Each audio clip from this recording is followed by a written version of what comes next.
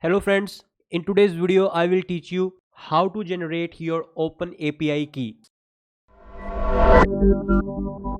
So first of all you need to open this link platform.openai.com/API-keys. You will see this page. Then first of all I will sign up here. So click on sign up. I will click continue with Google. I will select my email account. So after signing up you can see that this page appears to me. So from here you can click on create new secret key. You can see the button here. I will click on it. After this I will type a name here like 4skills IQ. Let's suppose I choose this name, and from here I will remain here default project, permissions would be all, and then click on create secret key. Okay, so this is a long key. Obviously I'm not going to display the full one, but you can click on this copy button to copy this API key, and then you can click on done. So that's how you can get your REST API key from OpenAI platform. Thanks for watching and hit the like button if video was helpful.